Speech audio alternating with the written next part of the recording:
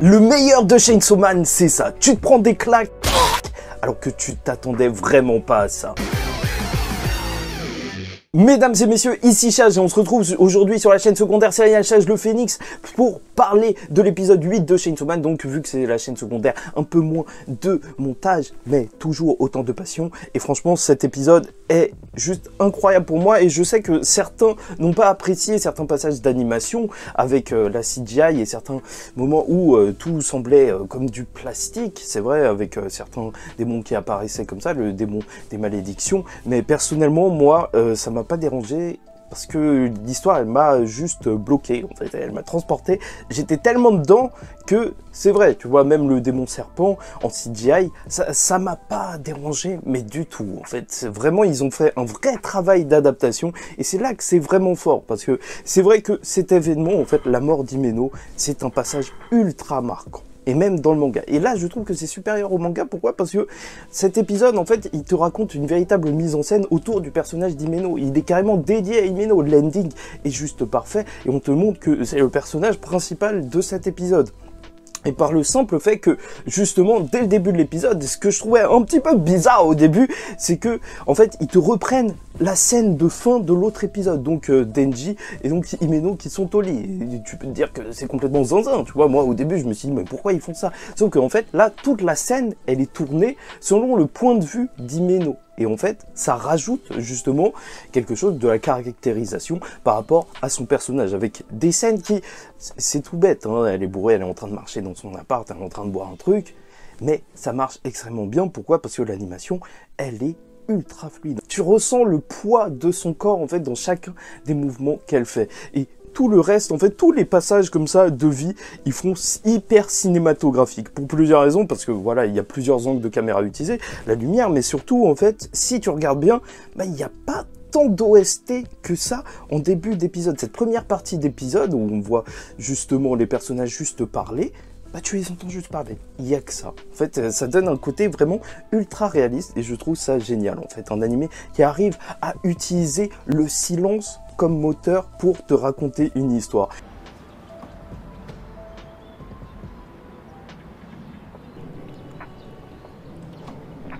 D'ailleurs, n'hésitez pas à liker ou disliker la vidéo, commenter, donnez-moi votre avis en commentaire et vous abonner si vous n'êtes pas encore abonné. Oui, parce que chaque semaine, on parle de Chainsaw Man. D'ailleurs, je passe sur le fait que, en vrai, cette scène, elle est assez particulière et de toute façon, c'est noté parce que Himeno, je te rappelle qu'elle est adulte et Denji, il a 16 ans.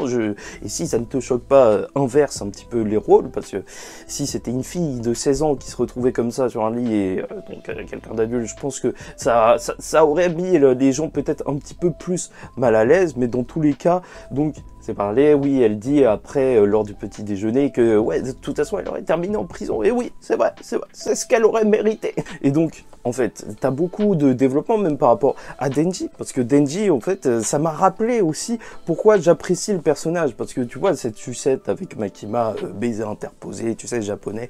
Alors, en fait, je trouve que c'est vraiment très marquant pour le personnage, étant donné que son intégration, en fait, le fait qu'il soit justement omnibulé par Makima, c'est un truc vraiment qui peut sembler débile, parce que tu te dis, voilà, elle a pas l'air non plus de l'apprécier à mort ou quoi que ce soit, mais il y a vraiment quelque chose de l'ordre de... En fait, c'est limite un de ses parents, tu vois. C'est très particulier à dire, mais en fait, Denji, c'est celui qui a été élevé par personne. En fait, il est plus ou moins orphelin, il a grandi sans amour, et qu'est-ce qui va se passer? C'est que certaines des expériences qu'il va faire, comme manger du pain et de la confiture, bien sûr, ça va être incroyable pour lui, mais aussi, Makima, c'est la première personne à lui témoigner réellement de l'affection. Et ça fait que, en fait, le lien qui est créé, et même le fait que Makima, elle lui apprenne les choses de l'amour et tout, les sentiments, c'est quelque chose qui est profondément marquant pour le personnage, et quand tu te mets dans sa perspective, tu comprends pourquoi donc en fait il est autant à fond sur Makima. Ce n'est pas juste une question de physique. Arrêtez, arrêtez, on peut en rigoler, mais il faut bien retenir ça. Je sais pas pour vous, mais Denji, ça en fout, hein, dire non, désolé Pochita, je sais que t'avais envie de faire. Oh, laisse Pochita tranquille. Pochita est mignon, pas comme toi, Denji. Donc, en fait, cette première partie d'épisode qui est plutôt lente, c'est ça qui fait la force de Chainsaw Man, en fait. Parce que tu peux pas t'attendre à ce qui va se passer. En plein milieu d'épisode, qu'est-ce qui se passe? Il commence à y avoir un raid, une attaque de toutes parts. Makima qui se fait shooter. Déjà, qu'est-ce qui se passe, tu vois? C'est juste complètement fou. Et l'attaque, donc, dans le restaurant où ils étaient en train de manger. Et là, en fait, à partir de cette seconde moitié d'épisode, ça part, mais dans tous les sens. Et c'est terrible, en fait. C'est vraiment ça. Vraiment, tu ne sais jamais à quoi t'attendre avec Chainsaw Man. Et c'est ça qui fait énormément plaisir et qui fait peur pour les personnages.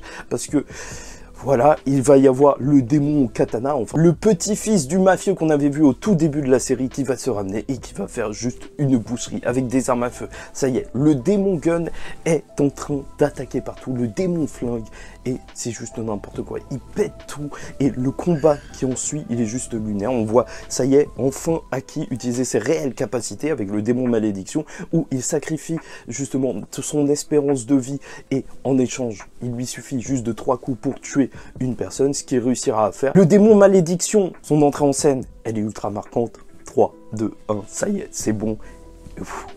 Plus aucun son. C'est vraiment très très fort. L'ennemi va avoir l'aide d'une fille qui va le ramener. Et là, c'est juste terrible. Voir Aki tomber de cette manière. Et Himeno qui a été super bien caractérisé dans le sens où, en fait, tu comprends vraiment ce qu'elle ressent. Ça fait plusieurs épisodes que, en fait, on te décrit le personnage de 2 manières. Elle aime Aki et elle en a marre de voir ses camarades mourir. Et elle le supporte pas. Et ça, en fait, c'est quelque chose qu'elle retrouve chez Aki. Un Aki qui, lui aussi, pleure ses camarades, alors que dans ce monde, le monde des Devil Hunters, c'est pas forcément la chose qu'il faut faire, parce qu'il faut s'y habituer. Mais ça, elle ne le laissera pas arriver, et c'est là qu'elle va se sacrifier, elle va offrir son corps, parce que même Power, elle se rend compte qu'elle peut même pas aider. Ce mec katana, il est impossible à battre. Alors elle va donner tout son corps, donc au démon fantôme. Et je trouve que la scène, elle est magnifique. Voir ses mains qui commencent à arriver comme ça, petit à petit sur le sol, pour se dévoiler, ce démon qui est ultra flippant, et ensuite le combat face au katana. En fait, tu sens vraiment le poids du sacrifice lors de cet épisode, à quel point, en fait, elle veut juste que Aki, il survive, alors que voilà, il y a eu ce pacte en début d'épisode où elle voulait se mettre avec Aki, et donc Denji, il voulait se mettre avec Makima, un petit échange. C'est vrai qu'à ce niveau-là, c'est ultra marquant, en fait. Voir les parties de son corps qui disparaissent petit à petit, non, c'est... Waouh, c'était vraiment une scène forte. C'est pour ça que, en fait, au-delà de l'animation, c'est difficile, en fait, de ne pas apprécier l'épisode. Je suis désolé, moi, ça m'a marqué. Et voilà, c'est ça qui est terrible avec Chainsaw Man. C'est que malgré ça, malgré tout ça, tu vois, normalement, tu peux t'attendre à une victoire. Mais non, pas du tout. Voilà, il y a le démon serpent ou je sais pas quoi qui arrive et qui la bouffe. Qui bouffe, justement, le démon fantôme. Et c'est terminé. C'est juste n'importe quoi. C'est ultra flippant en fait de se rendre compte que tout peut arriver d'un coup, et on se rend compte aussi de la faiblesse des Devil Hunters face à certains ennemis, que le démon flingue, on sait pas ce qu'il est, on sait pas ce qu'il veut, enfin ici il veut le cœur du Chainsaw Man, mais comment s'en sortir? C'est vraiment ça la question. C'est juste complètement fou. Et c'est ça qui est vraiment fort avec l'adaptation, c'est qu'on passe plus de temps en vrai avec cet épisode, justement avec Himeno. Alors que c'est vrai que ça survient de manière assez abrupte en fait, sa mort. C'est vrai que tu te rends compte que déjà tout le monde peut tomber, mais normalement t'as pas autant d'arrêt sur le personnage. Là, nous dédier un épisode entier sur elle, ça rend en fait le personnage magnifique, mais aussi son sacrifice magnifique. Et waouh! Vraiment ultra marquant. Tout ce qu'il y a à dire. Ultra marquant.